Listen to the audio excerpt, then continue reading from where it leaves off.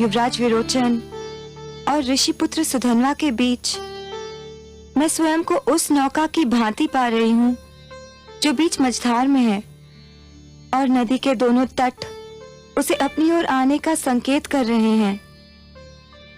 किंतु इस नौका को किसी एक तट का ही संकेत स्वीकार करना होगा। प्रश्न किसी एक तट के संकेत को स्वीकार करने का नहीं, प्रश्न तो दूसरे तट के संकेत को अस्वीकार करने का है। और इसी स्थान पर पहुंच के मैं स्वयं को असमंजस में पा रही हूँ।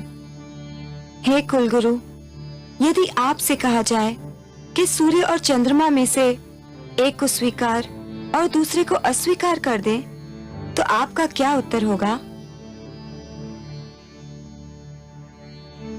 गुरुदेव, मैं देवी दीपावली को इसी कारण आपके आश्रम में लेकर आया हूं। मैं चाहता तो इन्हें राजभवन में भी लेके जा सकता था, किंतु मैंने सोचा कि राजभवन में रहकर देवी ये न सोचे कि मैं उन पर कोई दबाव डाल रहा हूं।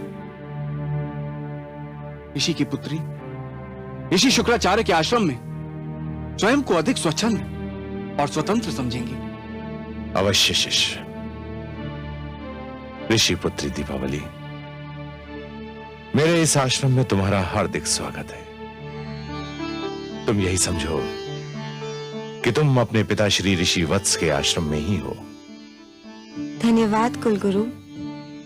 देवी, यदि मेरे कारण आपको कोई कष्ट हुआ हो तो मुझे खेद है। प्रणाम गुरुदेव।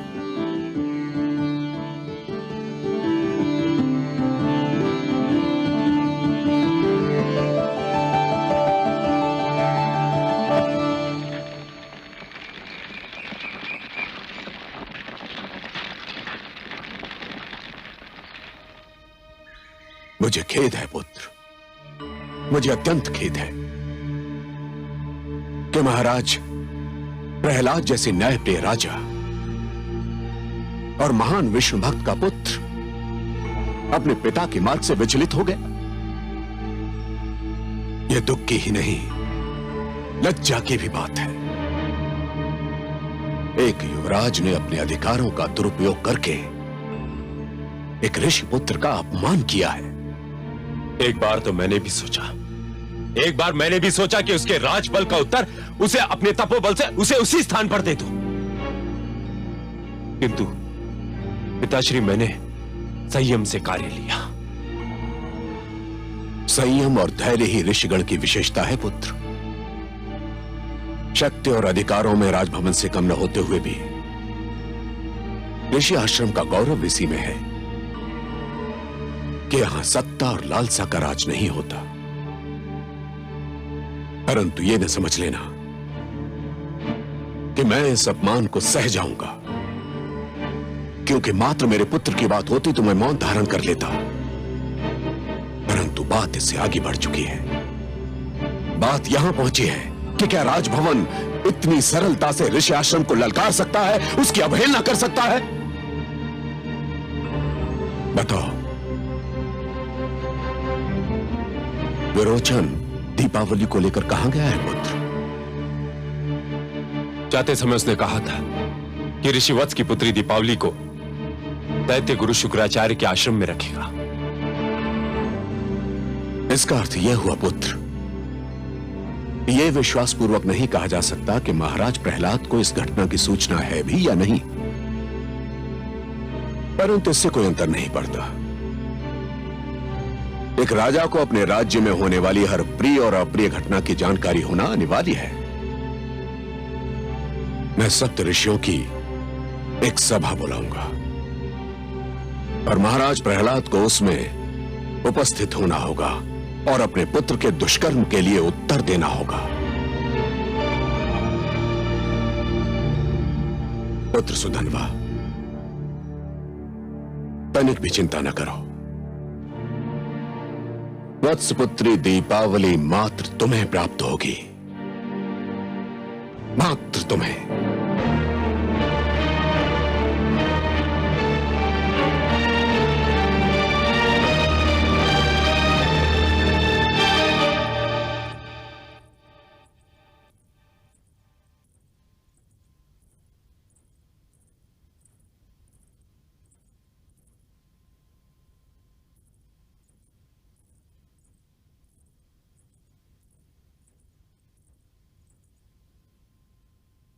महाराज, स्वामी।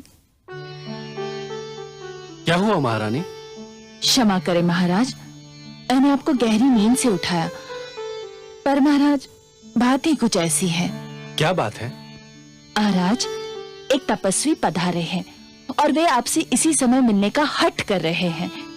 मैंने उन्हें बहुत समझाने का प्रयास किया कि भेंट भोर होने पर ही संभव है, पर वे नहीं माने महाराज। यदि कोई तपस्वी आधी रात को हमसे मिलना चाहता है तो कोई असाधारण कारण ही हो सकता है। और देवी, तपस्वी और ऋषि का स्थान बहुत ऊंचा होता है। वे हमारे राज्य के कर्मचारी नहीं हैं, जिन पर कर्मचारियों के नियम और विधान लागू किए जा सके। वे किसी भी समय हमसे मिलने का अधिकार रखते हैं। तो स्वामी, उन्हें यहाँ आने की अनुमति दे दी जाए? नहीं, मैं स्वयं उनकी सेवा में जाऊंगा।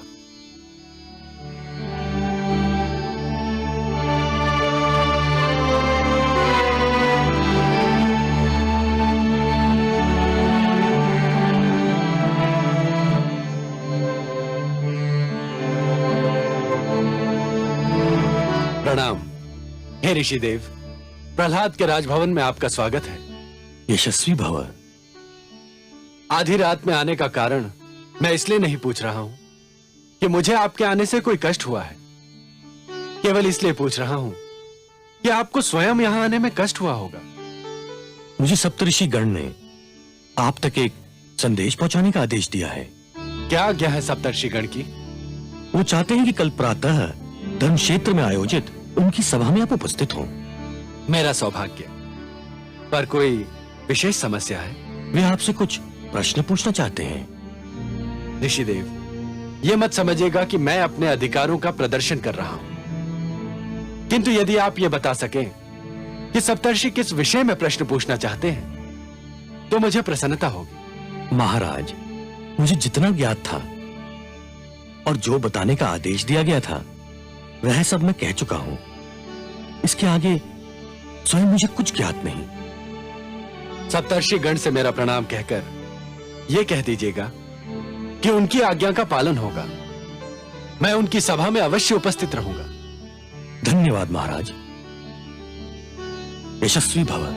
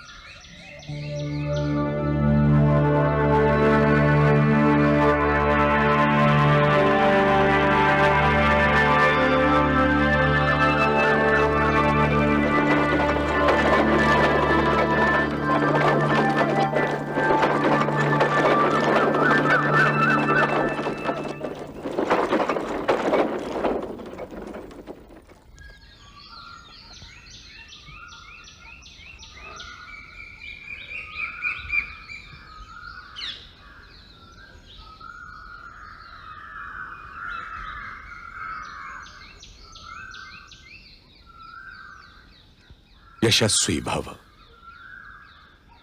हे सप्तऋषियों, आप ज्ञान के साथ आकाश हैं, विद्या के साथ सागर हैं।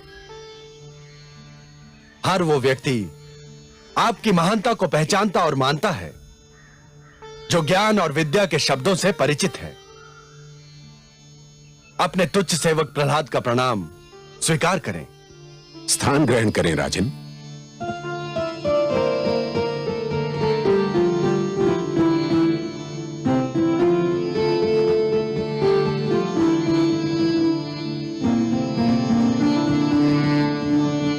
हे ऋषिगण, यद्यपि आपके समक्ष आना, आपका सत्संग पाना अपने भीतर ही सौभाग्य और गौरव का विषय है, परंतु आपके अन्यथा शांत दिखाई देते ज्ञानी मुखों पर चिंता और दुख के लक्षण देखकर मैं ये प्रश्न पूछने का साहस कर रहा हूं कि क्या कोई संकट है? कोई समस्या है? यदि है तो मुझे आदेश दीजिए। ईश्वर ने चाहा तो मैं उस समस्या का अवश्य समाधान करूंगा। सम्राट प्रहलाद, क्या आपको ज्ञात है कि आपके राज्य में अपहरण की एक अप्रिय और लज्जाजनक घटना घटी है? नहीं ऋषिगण, मुझे इस बात का ज्ञान नहीं है, परंतु आप कह रहे हैं तो सत्य ही होगा। यह सत्य है राजन। अपहरण एक अक्षम्य अपराध है। मुझे दुख है कि मेरे राज्य में ऐसी अप्रिय घटना घटी और मुझे उसका ज्ञान नहीं। किसने किया है यह अपराध, यह दुष्कर्म? कृपया मुझे उसका नाम बताइए। उसका नाम सुनकर आपको और भी दुख होगा। मैं फिर भी अनुरोध करूंगा कि आप मुझे उसका नाम बताएं। तो सुनिए, उस अपहरणकर्ता, उस अपराधी का नाम युवराज विरोचन है। युवराज विरोचन? नहीं, ये असंभव है। आप हमारी बात पर संदेह कर रहे हैं महाराज? नहीं ऋषिगण, मैं तो केवल अपने आश्चर्य और दुख का प्रदर्शन कर रहा था। विरोचन ने यह अपराध किया है, यह मेरे लिए बहुत ही लज्जा और दुख का विषय है। अपराध की गंभीरता इस सत्य से और भी बढ़ जाती है कि युवराज ने एक ऋषि पुत्री का अपहरण किया है। ऋषि पुत्री का? हे ईश्वर, किस ऋषि पुत्री का अपहरण किया है उसने? ऋषि वत्स की कन्या दीपावली का अपहरण। आपके पुत्र विरोचन ने उनकी कुटी में जाकर दीपावली का अपहरण किया है राजन। सबसे पहले तो मैं आप सबसे, विशेषतः ऋषि अंगीरा से, इस अप्रिय घटना और इस घोर अपराध के लिए क्षमा मांगता हूं। हम ये जानना चाहते हैं कि आप इस विषय में क्या करेंगे। हे ऋषिगण, मैं आपको आश्वासन देता हूं कि मेरा न्याय एक सामान्य नागरिक और युवराज में भेद नहीं करता। इस विषय में भी न्याय होगा और उचित न्याय होगा। मुझे आज्ञा दीजिए, मैं एक क्षण भी विलंब नहीं करना चाहता।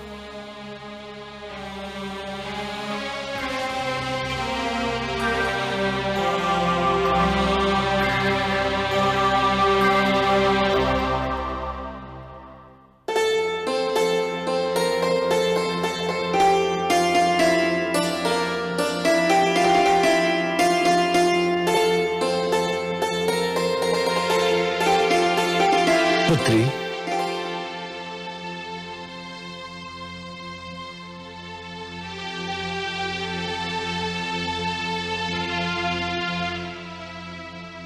आयुष्मान भव पुत्री। यदि मुझे अनुमान लगाने में भूल नहीं हो रही है तो तुम ऋषि वत्स की पुत्री दीपावली हो। और यदि मुझसे अनुमान लगाने में भूल नहीं हो रही है तो आप कोई और नहीं, युवराज विरोचन के पिताश्री सम्राट प्रहलाद हैं। तुम्हारा अनुमान बिल्कुल सत्य है पुत्री।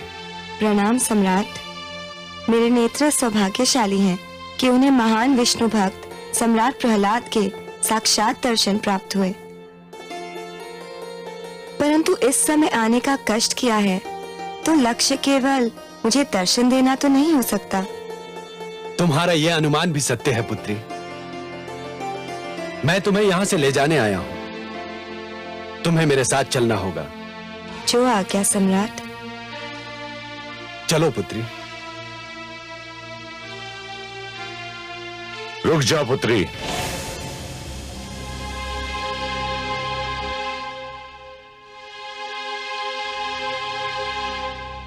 मुझे खेद है महाराज, आप दीपावली को यहां से नहीं ले जा सकते। क्यों गुरुदेव, आपको क्या आपत्ति है? देवी दीपावली मेरे पास युवराज विरोचन की धरोहर है और मैं युवराज की अनुमति के बिना इसे यहां से नहीं जाने दूंगा। युवराज विरोचन इस कन्या को इसकी अनुमति के बिना यहां ले आए थे, जो एक अनुचित कार्य था। कदापि अनुचित नहीं था। विरोचन युवराज होने के अधिकार का प्रयोग कर इसे यहां ले आया था और मैं अपने राजा होने के अधिकारों का प्रयोग करके इसे यहां से ले जा रहा हूं।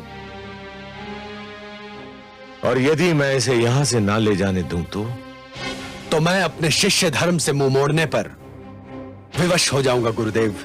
अर्थात मुझे दुख तो होगा कि जिस गुरु के चरणों में बैठकर मैंने शस्त्र विद्या सीखी थी, उसी गुरु के विरुद्ध मुझे शस्त्र उठाना पड़ेगा। अच्छा, मुझे बड़ी प्रसन्नता हुई अपने योग्य शिष्य से ये बातें सुनकर, किंतु मेरा उत्तर भी सुन लो। मैंने जिस योग्य शिष्य को युद्ध नीति सिखाई थी, मैं उससे युद्ध करने पर विवश हो जाऊंगा और इसका मुझे कोई दुख नहीं होगा।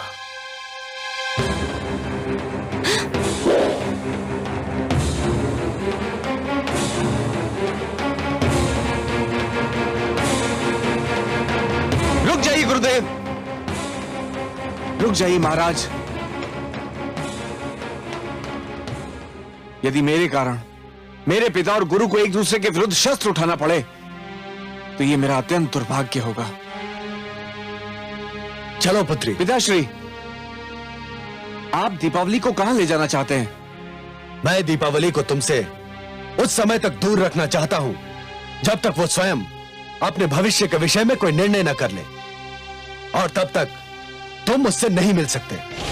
यह अन्याय है महाराज। आप ही ने इस विरोचन को युवराज बनाया था, और विरोचन युवराज है, और युवराज को किसी भी स्थान पर किसी से भी मिलने का पूर्ण अधिकार है। विरोचन अब युवराज नहीं है गुरुदेव। निर्णय हो जाने तक मैं युवराज के समस्त अधिकारों को स्थगित करने की घोषणा करता हूं। चलो पुत्री।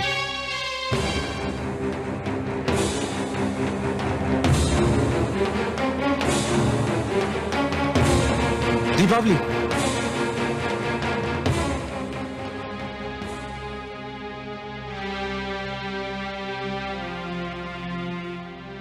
भूल मेरी थी। मुझे चाहिए था कि दीपावली के यहां आते ही उसके संग तुम्हारे साथ फेरे करवा देता, परंतु तुम चिंता मत करो वत्स, दीपावली तुम्हारी है और तुम्हारी ही होकर रहेगी।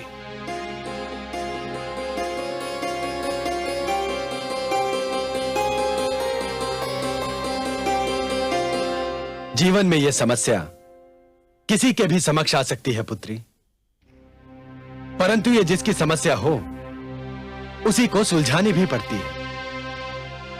तुम्हें भी किसी एक ही तट, किसी एक ही डगर का चुनाव करना पड़ेगा।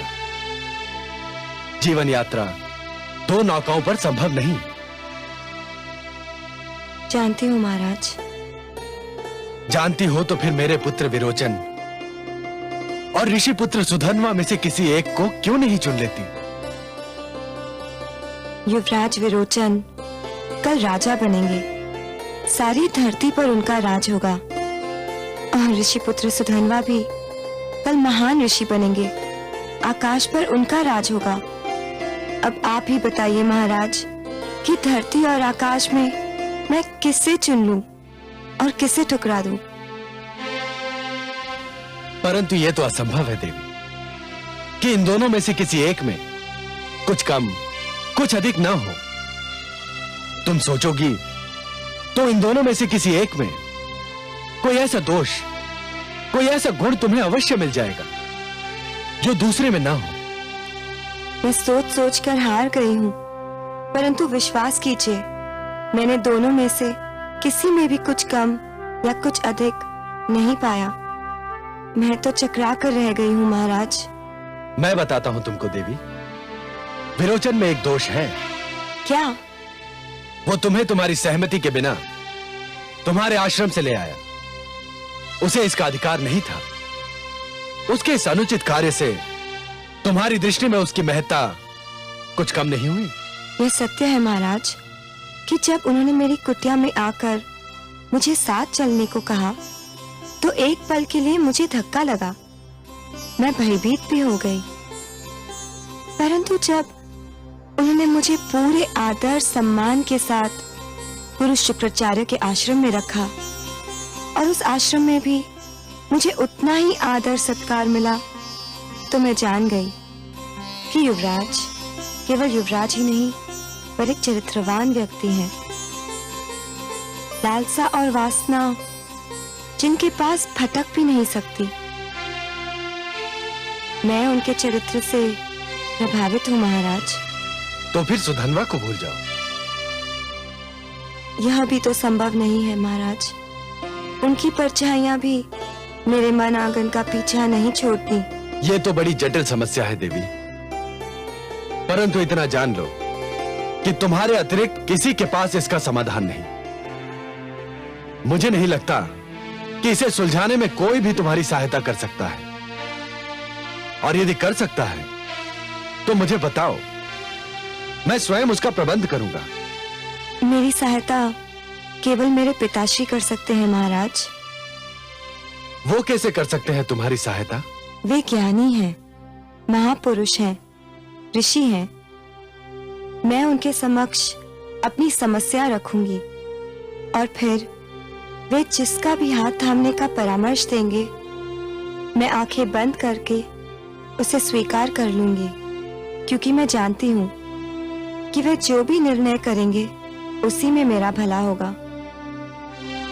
पिता के लिए तुम्हारे विचार सुनकर मुझे बहुत प्रसन्नता हुई। एक अच्छी पुत्री ही अच्छी पुत्रवधू बन सकती है।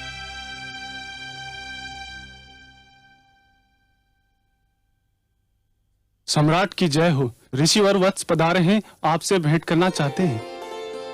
अरे पुत्री, ये तो बड़ी शुभ घड़ी है। इस समय कुछ और भी मांगा होता तो अवश्य मिल जाता। ऋषिवर बहुत उत्तम समय पधारे हैं।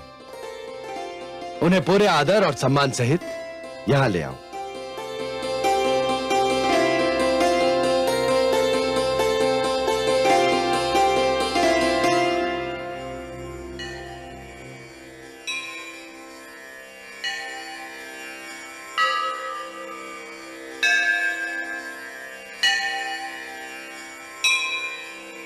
आपके आने से राजभवन पावन हो गया ऋषिवर।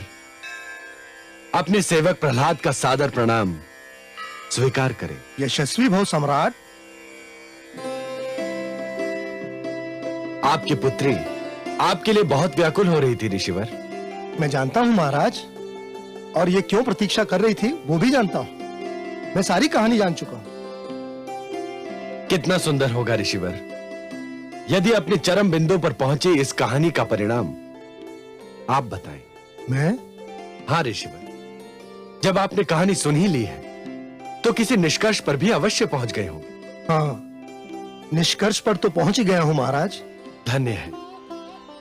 किस निष्कर्ष पर पहुंचे आप? मैं इस निष्कर्ष पर पहुंचा हूं महाराज कि मेरी पुत्री जो भी कह रही है वह अक्षरशः सत्य है, सर्वथा सत्य है, और सत्य के अतिरिक्त कुछ भी नहीं है। अर्थात? महाराज, मैंने जब सारा वृत्तांत सुना और अपनी पुत्री की उलझन को जाना, तो मैंने भी समस्या को हर दृष्टिकोण से देखने का प्रयास किया। युवराज विरोचन और ऋषिपुत्र सुधन्वा दोनों की हर प्रकार की तुलना की, दोनों को जीवन की हर कसौटी पर परखने का प्रयत्न किया, और फिर उसके बाद अपने आप को उसी स्थान पर पाया जहां पर मेरी पुत्री खड़ी है। हाँ महाराज, मैं निर्णय नहीं कर सका कि युवराज विरोचन और ऋषिपुत्र सुधन्वा में से कौन बड़ा है और कौन छोटा, कौन कम है और कौन अधिक। यह समस्या तो उलझती ही चली जा रही है। इस उलझी हुई डोर का कोई भी सिरा हाथ में आ ही नहीं रहा है। मुझे विश्वास था, और मुझे क्या आपकी पुत्री को भी विश्वास था कि आपके आने से समस्या सुलझ जाएगी, परंतु आपने तो इसे और भी उलझा दिया।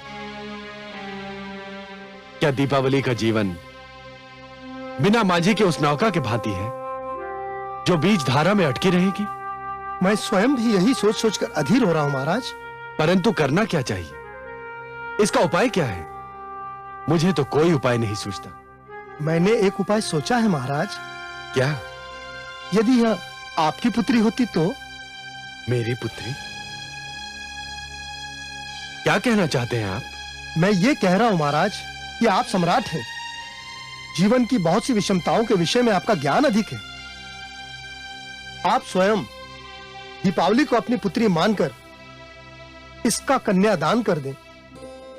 विरोचन और सुधनवा में से जिसको भी योग्य समझे चुन ले। हम दोनों आपके इस निर्णय को निसंकोच होकर स्वीकार कर लेंगे महाराज। बहुत कठिन परीक्षा ले रहे हैं आप मेरी। सारा संसार जानता है कि मैं सदा अपने पिता के प्रेम को तरसता रहा, परंतु मुझे उस सागर से एक बूंद भी नहीं मिली।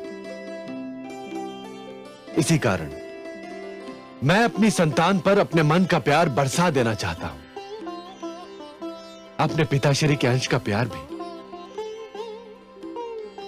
क्या ऐसा पुत्र प्रेमी ऐसी स्थिति में न्याय कर पाएगा जिसमें स्वयं उसका पुत्र एक पक्ष हो? क्यों नहीं कर सकता महाराज?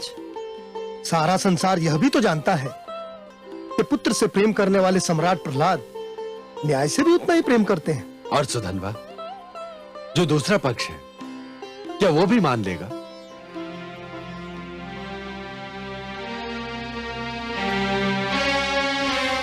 सुधनवा सोचेगा और ठीक ही सोचेगा कि यदि मैंने अपने पुत्र के पक्ष में निर्णय दिया तो वो पुत्र प्रेम के कारण दिया हो, न्याय प्रेम के कारण नहीं।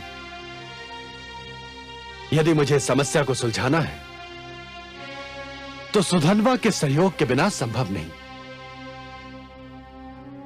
मुझे सुधनवा के पास जाना हो अभी, इसी समय।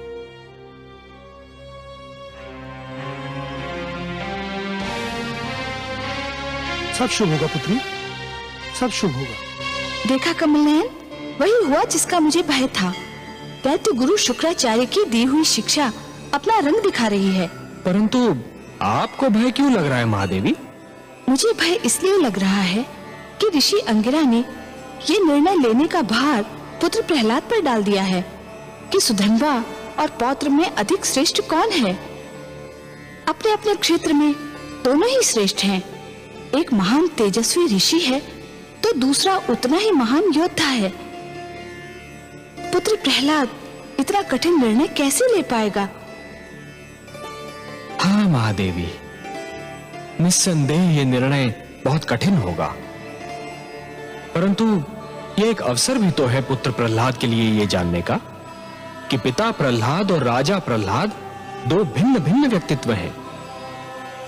जिस प्रकार योग्य तोल के लिए तुला के दोनों पलड़ों का संतुलित रहना आवश्यक होता है, उसी प्रकार प्रजा का न्याय करते समय राजा का भी संतुलित होना बहुत आवश्यक होता है महादेवी।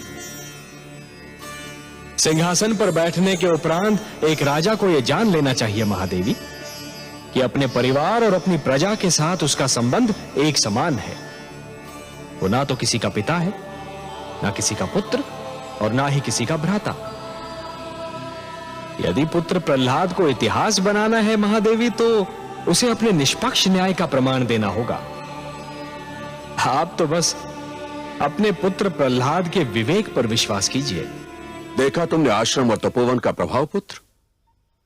महाराज प्रहलाद को विवश होकर गुरु शुक्राचार्य के यहां से दीपावली को ले जाना ही पड़ा। तो अब दीपावली कहां है पिताश्री? चिंतित होने का कोई कारण नहीं है पुत्र, वो सुरक्षित है। वो महाराज प्रहलाद के निजी अतिथि गृह में है। परंतु अब देखना यह है कि न्यायप्रिय महाराज प्रहलाद अब क्या निर्णय लेते हैं।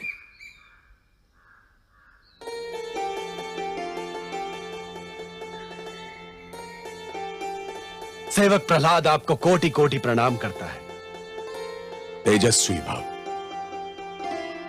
हे ऋषिपुत्र सुधनवा, आप भी मेरा प्रणाम स्वीकार करें।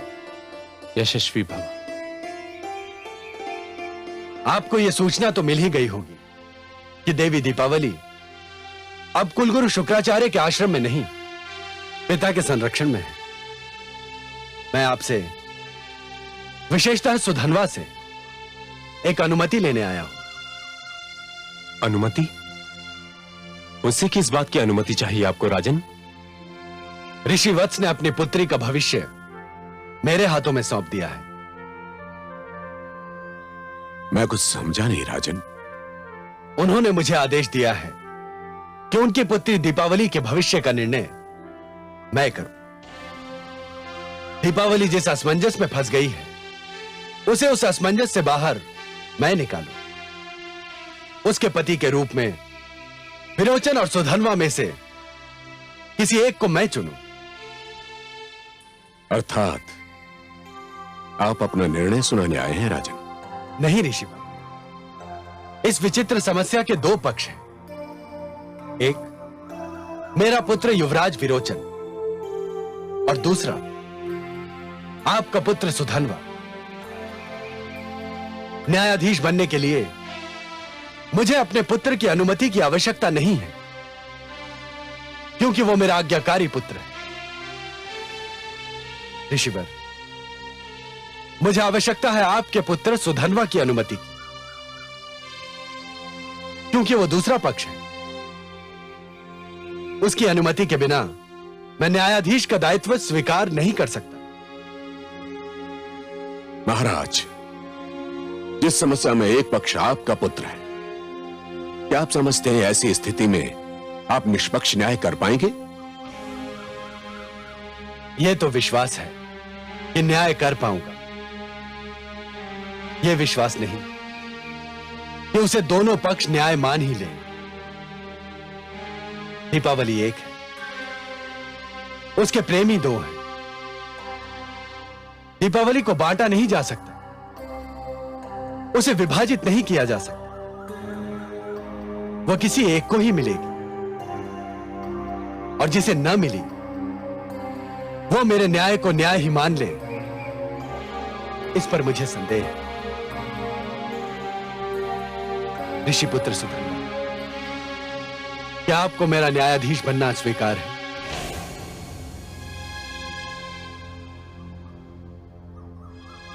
महाराज प्रहलाद, आपका प्रस्ताव मानने के अतिरिक्त मेरे पुत्र के पास दूसरा मार्ग बचा ही नहीं है।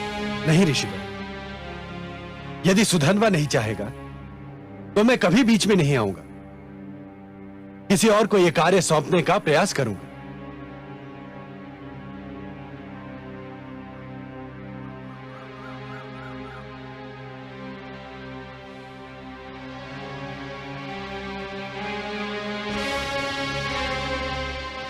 मुझे स्वीकार है राजन। मैं अपना जीवन भाग्य आपके हाथ सौंपता हूं। तो मैं ये समझूं कि आप मुझे स्वेच्छा से अनुमति दे रहे हैं? जी राजन, मुझे आपका न्यायाधीश बनना स्वीकार है। अब मुझे आज्ञा दे ऋषिवर। प्रणाम। आयुष्मान भव। प्रणाम ऋषिपुत्र।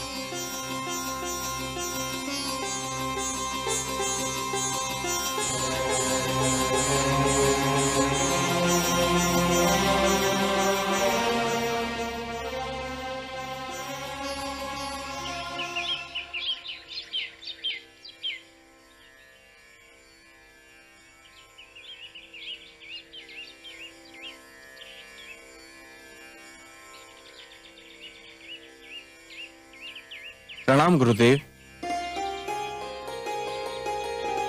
आयुष्मान भव। आपने मुझे स्मरण किया था गुरुदेव? हाँ वत्स, मैंने तुम्हें बुलाया था। आज्ञा दीजिए गुरुदेव। महाराज प्रहलाद ने दीपावली को तुम्हारे लिए या ऋषि पुत्र सुधन्वा में से किसी एक को चुनने का निर्णय अपने हाथों में लिया है। महाराज अपनी न्यायप्रियता के लिए जग प्रसिद्ध है, इसलिए मुझे चिंता हो रही है। इसमें चिंता की क्या बात है गुरुदेव? मुझे यह चिंता है वत्स कि वो केवल यह सिद्ध करने के लिए कि वो न्यायप्रिय है और तुम उनके पुत्र हो, कोई निर्णय तुम्हारे विरुद्ध ना दे दें। तो मुझे क्या करना चाहिए गुरुदेव? मेरे मस्तिष्क में एक योजना ने जन्म लिया है वत्स। अब तुमको नीति का आश्रय लेना। महाराज प्रहलाद पर दबाव बढ़ाने के लिए तुम्हें अपनी दादी श्री राजमाता कायाधु के पास जाना चाहिए। राजमाता तुमसे बहुत स्नेह करती है और महाराज उनसे बहुत प्यार करते हैं। यदि राजमाता तुम्हारे पक्ष में हो गई तो महाराज विवश होकर तुम्हारे पक्ष में निर्णय देंगे।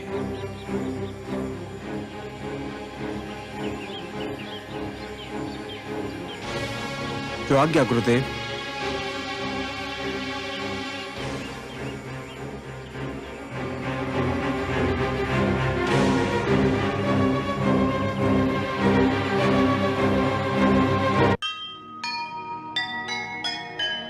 ऐसे गुरु को क्या कहे, क्या दे उसको मान। नीति वचन के नाम पर जो बांटे अज्ञान। आज प्रेम के नाम पर सुलगी है जो आग, जलते हैं इस आग में, देखे किसके भाग, देखे किसके भाग।